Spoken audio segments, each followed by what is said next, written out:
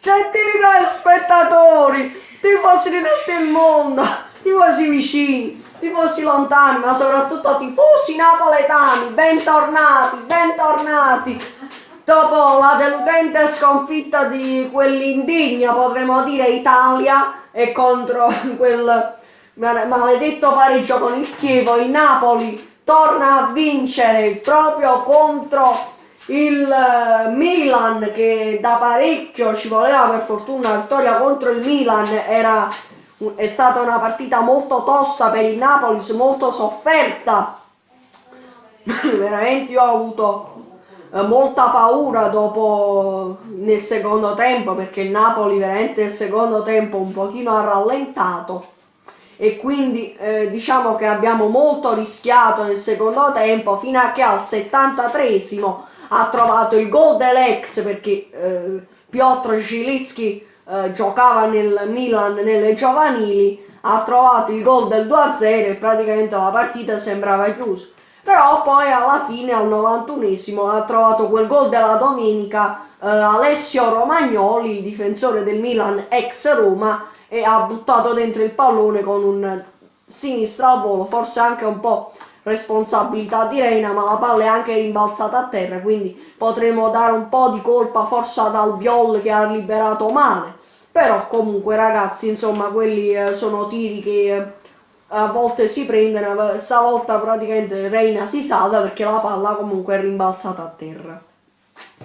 E poi vabbè, vorrei salutare i nostri amici juventini che quest'oggi si sono presi queste belle 3 banane, Zapata, Torreira e Linetti, no, e Ferrari, scusate, queste belle 3 banane che io vorrei proprio donare a Gonzalo Higuain, a Paolo Dybala e a suo fratello. E quindi grazie Juventini, che noi andiamo a 4 punti e voi vi prendete queste belle 3 banane alla faccia vostra. Poi vabbè, vorrei dare adesso, quindi il Napoli si deve preparare, perché martedì arriva qui lo Shakhtar, una partita tosta proprio per il secondo posto alla qualificazione agli ottavi di Champions League, e quindi il Napoli si deve preparare alla grande. E poi le pagelle del Napoli, ora l'Inter sta pareggiando 0-0 il primo tempo, quindi speriamo che rimanga così o perda, ma io penso che alla fine un pareggio o la vittoria dell'Inter accadrà. Non penso che l'Atalanta perda così. Le pagelle del Napoli, Reina si prende un bel 7, perché poi nonostante ha preso quel gol, vabbè, ha fatto, non è che ha rischiato tantissimo, perché il Milan sì ha attaccato, però non ha mai quasi concluso nello specchio della porta, a parte quel tiro. Poi vabbè, Koulibaly prende 8 perché ha difeso molto bene, non ha proprio rischiato, il gol purtroppo non è stata colpa della difesa. Albiol prende invece un bel 7, se lo merita, un bel 7 Albiol, sì. Poi Youssai prende anche lui un bel 7, perché nonostante tutto ha giocato bene. Mario Rui oggi ci sorprende e prende un bel 8 Mario Rui, perché devo dire la verità, il nonno oggi veramente ha giocato molto bene, e io spero che giocando molto di più adesso Mario Rui possa diventare veramente un gran campione, a differenza di quando era nella Roma, che dopo l'infortunio praticamente.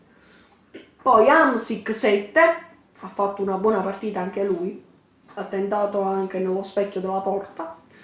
Poi Jorginho prende un bel 7 anche lui, se lo merita.